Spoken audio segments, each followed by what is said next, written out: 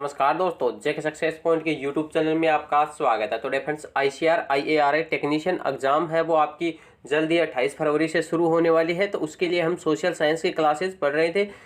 आज सुबह ही हमने एक वीडियो अपलोड किया था इसके प्रीवियस ईयर पेपर के रिगार्डिंग। उसमें हमने बताया कि कौन से टॉपिक से किस प्रकार से क्वेश्चन है वो पूछे गए हैं।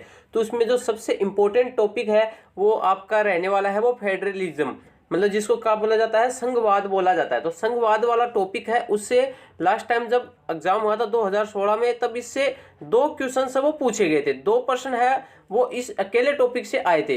तो आप देख सकते हैं कितना इंपॉर्टेंट ये टॉपिक रहने वाला है। तो आज हम इसी टॉपिक से रिलेटेड जितने भी प्रश्न बनेंगे उन सभी को देखेंगे। डेमोक्रेटिक पॉलिटिक्स सेकंड है, इसके अंतर्गत ये टॉपिक है, ये आता है संघवाद का। तो इससे रिलेटेड प्रश्न है वो आपके लिए बहुत ही इंपॉर्टेंट रहने वाले हैं, क्योंकि इस बार भी चांसेस ऐसे ही हैं कि 1 या 2 क्वेश्चंस इस बार भी आने के पूर्णतः चांसेस है। तो इस टॉपिक को आपको अच्छे से पढ़ना है। अगर आपने वो प्रीवियस ईयर पेपर वाला वीडियो नहीं देखा है तो अभी जाकर उसको देख सकते हैं। वीडियो के डिस्क्रिप्शन में उनकी लिंक मिल जाएगी, साथ ही आई बटन में भी उनकी लिंक मिल जाएगी, वहां से आप उसको देख सकते हैं।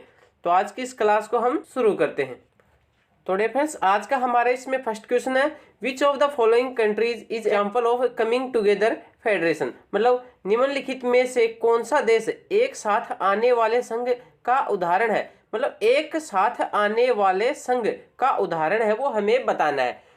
तो आप सभी को पता होना चाहिए कि एक साथ आने वाले संघ में कौन कौन से स्टेट्स कंट्रीज आते हैं। तो उसमें आते हैं यूएसए, आपका स्विट्जरलैंड और ऑस्ट्रेलिया। तो इन तीनों देशों में एक साथ आने वाले संघ को अपनाया है, मतलब एक साथ आकर संघ बनाना। तो इसका जो मुख्य अर्थ होता है वो यही होता है कि छोटे छोटे जो व्यक्तिगत राज्य हैं वो मिलकर एक संघ बनाने के लिए साथ आते हैं। तो उसको क्या बोलते हैं, एक साथ आने वाले संघ। तो ये किसमें है, यूएसए है, वो इस ऑप्शन में दे रखा है। तो ये हमारा सही जवाब हो जाएगा। अगर नहीं होता तो इसमें भारत हो जाता, साथ ही ये तीनों देश भी नहीं के अंतर्गत आते हैं। वैसे अगर यूएसए, अमेरिका ये है, और स्विट्जरलैंड और ऑस्ट्रेलिया ये तीनों एग्जाम्पल इसमें दिए होते और इंडिया दिया होता तो इंडिया है वो नहीं में हो जाता। अगले क्वेश्चन को देखते हैं। अगला क्वेश्चन हमारा इसमें सेकंड नंबर क्वेश्चन, निम्नलिखित में से कौन भारतीय संघीय व्यवस्था में शक्ति के वितरण का आधार नहीं है।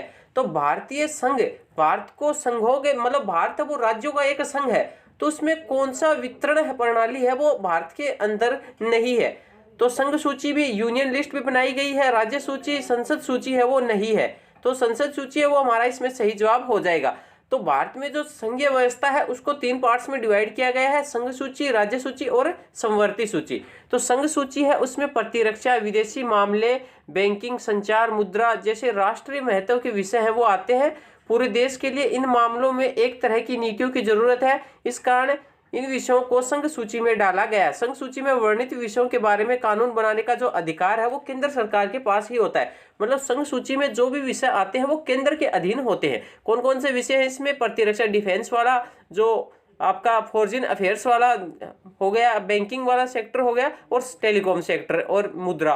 तो ये सभी है, ये संघ सूची के विषय हैं। तो ये आपको पढ़ना जरूरी है क्योंकि इनसे रिलेटेड भी प्रश्न है वो पूछा जाता है। लास्ट टाइम इनमें से क्वेश्चन पूछा गया था।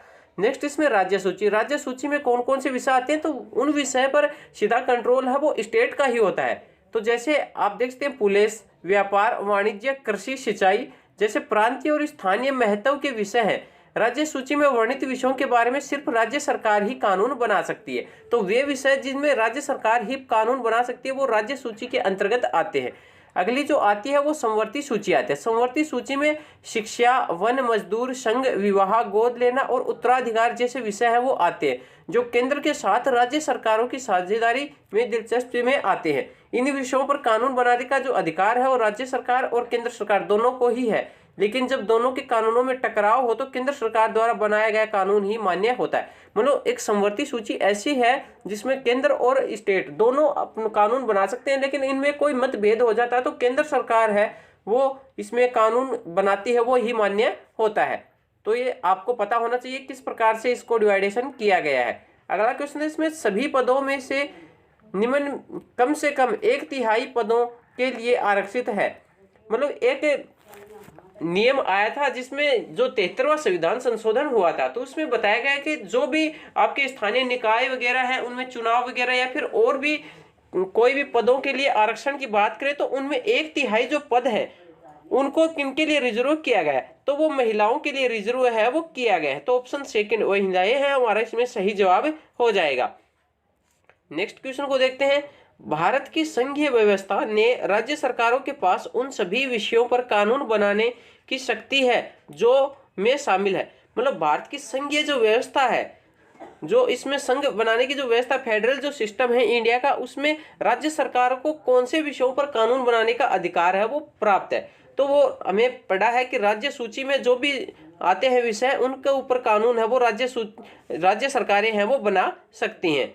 अगले क्वेश्चन को देखते हैं। 5th नंबर क्वेश्चन हमारा इसमें, संविधान द्वारा कितनी अनुसूचित भाषाओं को मान्यता दी गई है। तो हमारा जो संविधान है, कॉन्स्टिट्यूशन है, उसने कितनी शेड्यूल्ड जो लैंग्वेज है उनको मान्यता है दे रखी है।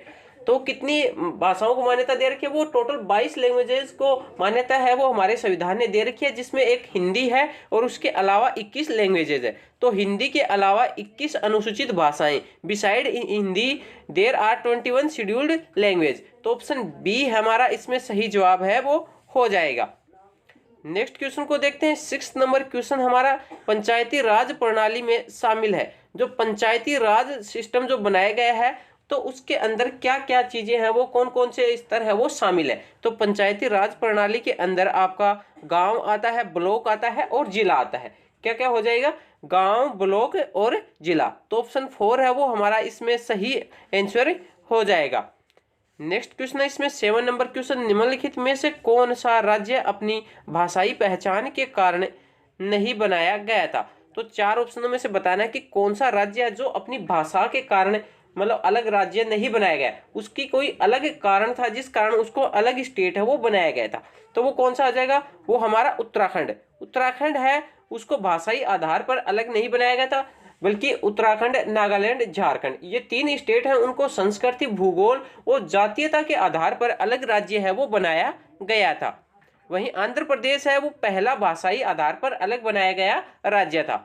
नेक्स्ट क्वेश्चन है हमारा इसमें, विकेंद्रीकरण की दिशा में एक बड़ा कदम किस वर्ष उठाया गया था। तो विकेंद्रीकरण की दिशा में सबसे बड़ा कदम है वो 1992 में उठाया गया था। तो 1992 है वो हमारा इसमें सही जवाब हो जाएगा। नेक्स्ट क्वेश्चन है हमारा इसमें, निम्नलिखित में से कौन सा विषय संघ सूची में शामिल नहीं है। तो कौन सा सब्जेक्ट है जो हमारी यूनियन लिस्ट में शामिल नहीं है, संघ सूची के अंदर शामिल नहीं है। तो संघ सूची में वही विषय आते हैं जो केंद्र सरकार के अधीन होते हैं। तो इसमें डिफेंस, रक्षा जो मंत्रालय है या फिर रक्षा का जो भी आपका विषय है वो किसके अंदर है, यूनियन लिस्ट में है। विदेशी मामले हमने बताया है ये भी आपका यूनियन लिस्ट में शामिल है। वहीं बैंकिंग सेक्टर है ये भी यूनियन लिस्ट में शामिल है। वहीं पुलिस है ये राज्य सूची में शामिल है। तो ये स्टेट लिस्ट में शामिल है, यूनियन लिस्ट में शामिल नहीं है। तो ऑप्शन 3 है वो इसका सही जवाब हो जाएगा। नेक्स्ट क्वेश्चन 10 नंबर क्वेश्चन, जिला स्तर पर कौन सी स्थानीय सरकार काम करती है। जो जिला स्तर, डिस्ट्रिक्ट लेवल पर कौन सी स्थानीय सरकार है वो कार्य करती है, तो वो करती है हमारी जिला परिषद। जिला पर कौन सी कार्य करती है, जिला परिषद है वो जिला स्तर पर कार्य करती है। भारत में जो 1992 में जो पंचायती राज प्रणाली है वो औपचारिक रूप से लागू की गई थी। तो पंचायती राज में इसको 3 सेक्टर्स में बांटा गया था। जो पंचायती राज में पंचायती राज, तालुका, जिला स्तर पर जिला परिषद, तो इस प्रकार से उसको डिवाइडेशन है वो किया गया था। आगे हम देखते हैं, हमारा अगला क्वेश्चन है 11 नंबर क्वेश्चन, निम्नलिखित में से कौन एक साथ आने वाले संघों के उदाहरण है। तो ये प्रश्न हमने सबसे पहले यही बताया था कि एक साथ आने वाले संघों का उदाहरण, ये पिछली बार भी ये क्वेश्चन पूछा गया था। तो इसका जो सही आंसर होगा वो क्या हो जाएगा, तो इसका सही आंसर हो जाएगा संयुक्त राज्य अमेरिका, स्विट्जरलैंड और ऑस्ट्रेलिया। ये तीनों जो कंट्रीज हैं ये एक साथ आने वाले संघों का उदाहरण है वो हो जाएंगे। तो ऑप्शन 3 है वो सही जवाब हो जाएगा। नेक्स्ट इसमें क्वेश्चन है हमारा इसमें, कौन किसी कानून को असंवैधानिक घोषित कर सकता है यदि वह संविधान के प्रावधानों का विरोध करता है।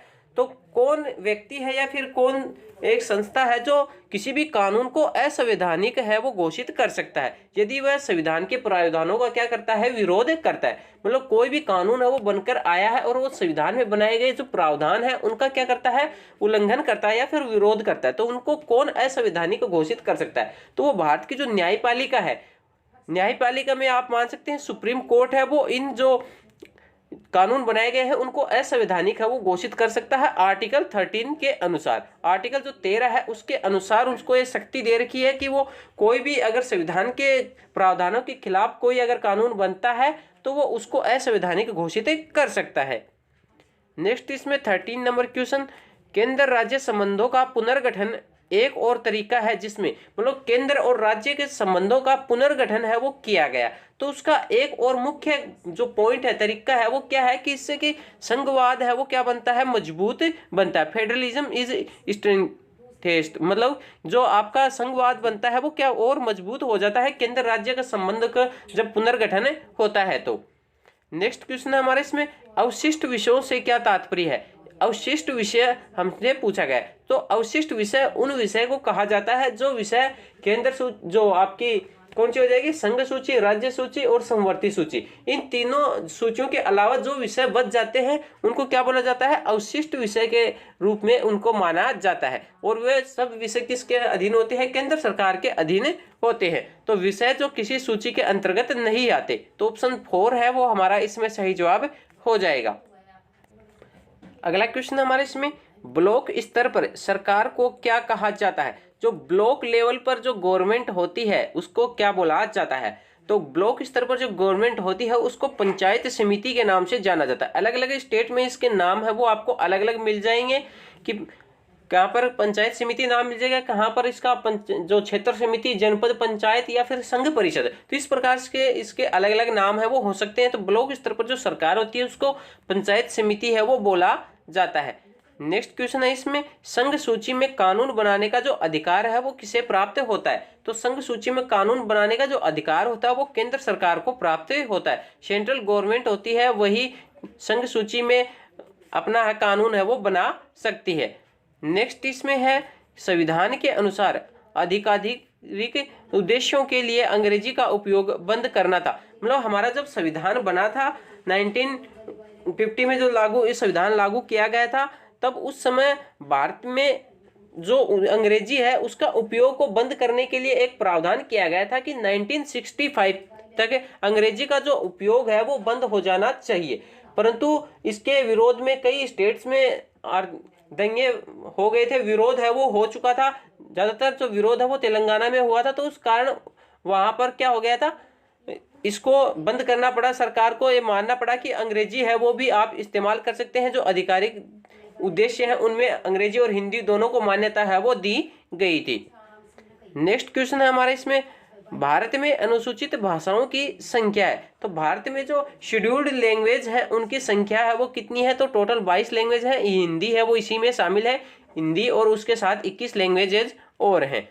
अगला क्वेश्चन है इसमें, और जो लैंग्वेजेज हैं ये हमारी जो 8वीं अनुसूची है उसमें शामिल है। नेक्स्ट इसमें, कौन सा संघ प्रमुख विशेषताएं नहीं है। तो कौन सा है जो संघ की प्रमुख विशेषताएं नहीं है, फेडरलिज्म की एक विशेषता है वो कौन सा नहीं है। तो कौन सा नहीं है, वो हो जाएगा शक्तियों का केंद्रीकरण। क्या हो जाएगा, सेंट्रलाइजेशन ऑफ पावर, शक्तियों का केंद्रीकरण। ये एक संघ की क्या है विशेषता है वो नहीं है। तो ऑप्शन 4 है वो सही जवाब हो जाएगा। नेक्स्ट क्वेश्चन है इसमें 20 नंबर क्वेश्चन, कुछ राज्यों का निर्माण भाषा के आधार पर नहीं बल्कि के आधार पर मतभेदों को पहचानने के लिए किया गया था। मतलब कई स्टेट्स का निर्माण है वो तो भाषा के आधार पर किया गया था, और कई स्टेट ऐसे थे जिनका निर्माण है वो भाषा के आधार पर न होकर किसी अन्य कारण से हुआ था। तो वो किस कारण से हुआ था, संस्कृति, जातीयता और भूगोल, इन तीनों की जो डिफरेंस है उनके आधार पर किया गया था। तो उपरोक्त सभी है वो इसमें सही जवाब हमारा हो जाएगा। नेक्स्ट क्वेश्चन है इसमें 21 नंबर क्वेश्चन, संघों को एक साथ रखना निम्न में से नहीं पाया जाता है। तो संघों को एक साथ रखना है वो भारत में नहीं पाया जाता, यूएसए, स्विट्जरलैंड और ऑस्ट्रेलिया में पाया जाता। तो भारत है वो इसमें हमारा सही जवाब हो जाएगा।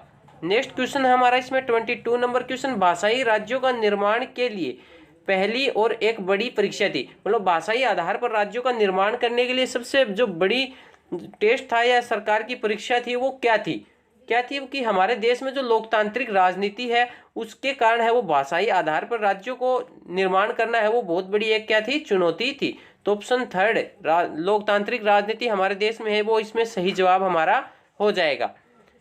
नेक्स्ट क्वेश्चन है इसमें, राजस्थान का वह स्थान जहां भारत ने अपने परमाणु परीक्षण किए। तो राजस्थान का कौन सा स्थान था जहां पर भारत ने अपना पहला परमाणु परीक्षण है वो किया था, तो वो पोखरण है, और वहीं पर ज्यादातर जो परमाणु परीक्षण है वो किए जाते हैं, तो पोखरण है वो हमारा इसमें सही जवाब हो जाएगा। अगला क्वेश्चन है इसमें हमारा 24 नंबर क्वेश्चन, निम्नलिखित में से कौन भारतीय संघवाद की विशेषता नहीं है? तो भारतीय संघवाद जो इंडियन फेडरलिज्म है उसकी परिभाषा या विशेषता है वो नहीं है, तो कौन सा जगह यह है? राज्यसभा में राज्यों को समान प्रतिनिधित्व प्रदान करता है, तो ये इसकी विशेषता है वो नहीं है। ऑप्शन 1 है वो इसमें सही जवाब हमारा हो जाएगा। नेक्स्ट क्वेश्चन है हमारा इसमें, केंद्र में गठबंधन सरकारों के युग की शुरुआत कब हुई जिससे ने सत्ता के बंटवारे और राज्य सरकारों की स्वायत्तता के सम्मान की एक नई संस्कृति को जन्म दिया था? तो केंद्र में जो गठबंधन सरकारों के युग की शुरुआत है वो 19 के जो दशक है 1990 के दशक है वहां से इसकी शुरुआत है वो हुई थी, और गठबंधन की सरकारें हैं वो बनना शुरू हो चुकी थी, तो ऑप्शन 2 है वो हमारा इसमें सही जवाब हो जाएगा।